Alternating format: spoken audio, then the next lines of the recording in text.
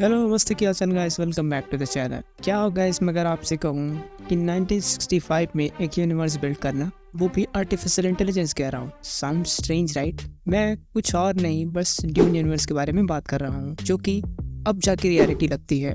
आमतौर पे यार जो चीज़ें आपको समझ नहीं आती वो एक टाइम के बाद आपको बोरिंग लगने लग जाती है, और मेजॉरिटी इंडियन ऑडियंस को साथ ड्यून यूनिवर्स को लेके यही हुआ था। ड्यून इतनी वेल रिटन है कि आप ड्यून के वेल रिटन होने का अंदाज़ा आप इसी बात से लगा सकते हैं कि ड्यून मूवी 1965 में पब्लिश होने वाली ड्यून बुक्स पे ही बेस्ड है। और इस ड्यून बुक सीरीज़ में टोटल 30 से भी ज़्यादा बुक्स अभी तक आ चुके हैं। सो गाइस, मैं हूँ आपका स्टेशन मास्टर निखिल यादव, और आज हम बात करने वाले हैं ड्यून यूनिवर्स की एक्सप्लेनेशन की। तो कुर्सी की पेटी बांध लीजिए, हम जाने वाले हैं प्लेनेट अरैकिस पर। So let's get started.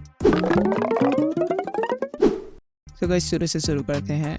Dune universe अभी से लगभग 10,000 साल बाद फ्यूचर में टेक प्लेस करती है, एक ऐसे फ्यूचर में जहां ह्यूमंस अर्थ को छोड़ के दूसरे प्लैनेट्स पे रहने लगे हैं और सक्सेसफुली सरवाइव भी कर रहे हैं। और इन सब के बाद इसी फ्यूचर में स्टार्ट होगा ह्यूमंस वर्सेस आर्टिफिशियल इंटेलिजेंस का वॉर, जिसको बुक में बटलियन जिहाद का नाम दिया गया है। इसे हालांकि मूवी में दिखाया तो नहीं गया, लेकिन इसकी पहली मूवी में हिंट जरूर किया गया है। तो यार हुआ ये था कि आर्टिफिशियल एडवांसमेंट्स के चलते ह्यूमंस और रोबोट्स में तनातानी बढ़ने लगी थी, जिसके चलते बहुत सारे ह्यूमंस ने मशीनों के खिलाफ वॉर की शुरुआत कर दी। एट द एंड ह्यूमंस ने वॉर तो जीत ली, और उसके बाद एक लॉ पास किया गया कि ह्यूमंस को रोबोट से रिप्लेस नहीं किया जाएगा। साथ ही साथ किसी भी ऐसे टेक्नोलॉजी को नहीं बनाया जाएगा जो कि ह्यूमन ब्रेन को सिमुलेट या कॉपी करे। और इसके साथ ही ड्यून यूनिवर्स की शुरुआत हुई। यहाँ पर ध्यान देने वाली बात यह थी कि मूवी की स्टोरी वॉर के कई सालों बाद टेक प्लेस करती है, जहाँ ह्यूमंस मशीन से जीत चुके हैं, लेकिन इसके लिए उन्होंने भारी कीमत चुकाई है। जैसे कि वॉर जीतने के बाद आर्टिफिशियल इंटेलिजेंस और कंप्यूटर के बैन लगने से ऑब्वियसली डेवलपमेंट रिवर्स में चली गई। ड्यून मूवी में आपने देखा ही होगा कि एक तरफ ये लोग बहुत ही ज्यादा एडवांस हैं, पर साथ ही साथ कई टाइम पे ऐसा लगता है कि ये किसी पुराने समय में जी रहे हो।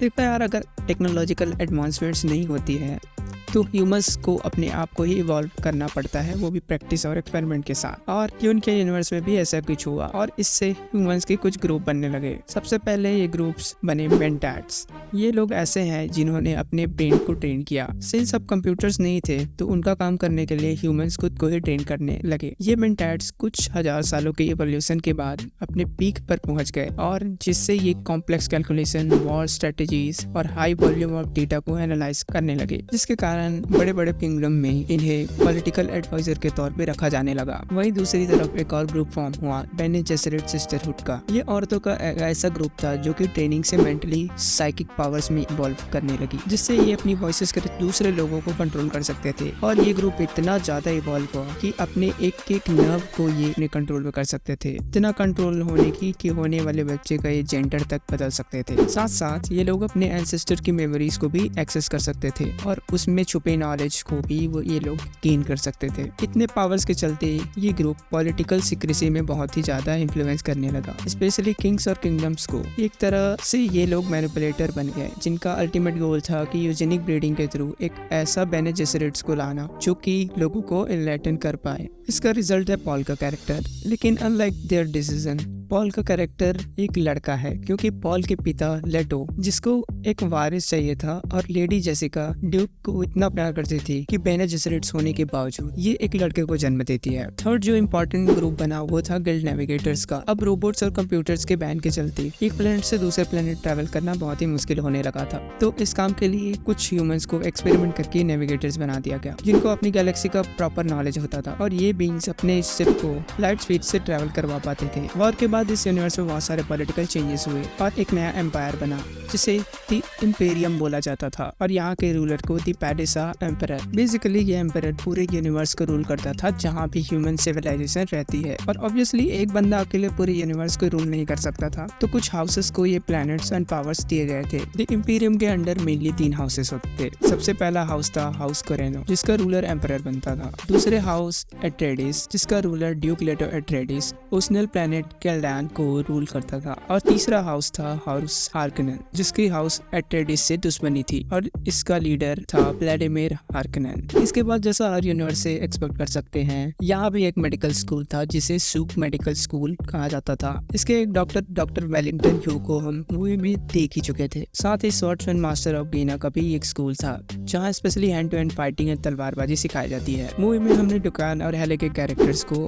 देखा ही था, वो भी इसी स्कूल से ट्रेंड थे। यार मूवी में आपने एक चीज गौर किया होगा और आपके मन में भी ये सवाल आता होगा कि ये लोग इतने एडवांस होकर भी तलवार से ही क्यों लड़ रहे हैं, क्योंकि कंप्यूटर्स बनाने बैन हुए थे, हथियार बनाने नहीं। तो इसका आंसर है हॉल्ट्समैन इफेक्ट। तो आपने मूवी में कैरेक्टर्स के ऊपर एक अलग सा शील्ड देखा होगा। अब ये वो शील्ड है जो सब एटॉमिक पार्टिकल से बनी हुई है और हॉल्ट्समैन इफेक्ट के अकॉर्डिंग अगर इस शील्ड को हाई वेलोसिटी से पियर्स किया जाए तो एक एटॉमिक ब्लास्ट हो सकता है और मरने वाले के साथ साथ मारने वाला भी खत्म हो सकता है। इस कारण ये लोग स्वॉर्ड्स और डैगर का यूज करते हैं। और जैसा कि आप बाकी यूनिवर्स में इमेजिन कर सकते हो कि यहाँ भी चौहान, जिसे कि आप इस यूनिवर्स का RBI बोल सकते हैं, और एक स्पेसिंग गिल्ड भी है जो कि स्पेस ट्रैवल को देखती है। और इन सब के अलावा छोटे मोटे ऑर्गेनाइजेशंस हैं। इस यूनिवर्स का सबसे इम्पोर्टेंट पार्ट है स्पाइस। भाई मिर्ची की बात नहीं कर रहा, जो नहीं जानते उनको मैं बता दूं, स्पाइस ड्यून यूनिवर्स का तेल जैसा है। जो स्पाइस को कंट्रोल करता है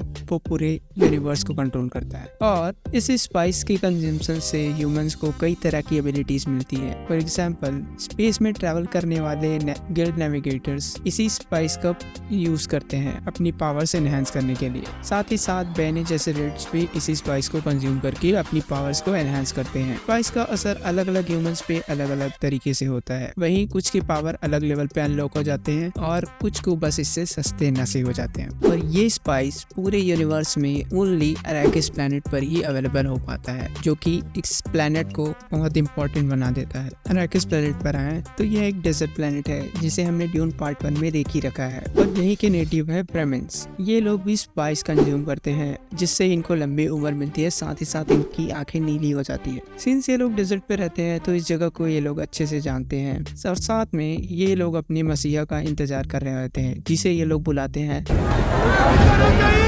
लिसान अल गईब। ये मसीहा और कोई नहीं बल्कि पॉल का कैरेक्टर होने वाला है। आपके मन में एक और क्वेश्चन आता होगा कि ये स्पाइस अरैकिस प्लेनेट पर आता कहाँ से है। तो ये आता है प्लेनेट पे पाए जाने वाले बड़े बड़े सैंडवर्म से। सैंडवर्म्स किसी भी रिदमिक एक्टिविटी से अट्रैक्ट होते हैं, जिससे बचने के लिए फ्रेमेंस एक पर्टिकुलर रिदम में चलते हैं जिससे कि सैंडवर्म अट्रैक्ट ना हो और इन पर अटैक ना करे। सो गाइस, ये थे कुछ डिटेल ड्यून यूनिवर्स के बारे में। और अगर कोई डिटेल्स मुझसे छूट गई हो तो कमेंट में लिखना ना भूलें। ऐसे ही और वीडियोस के लिए हमारे channel the super hero station को सब्सक्राइब करें। This is Nikhil Yadav and signing off.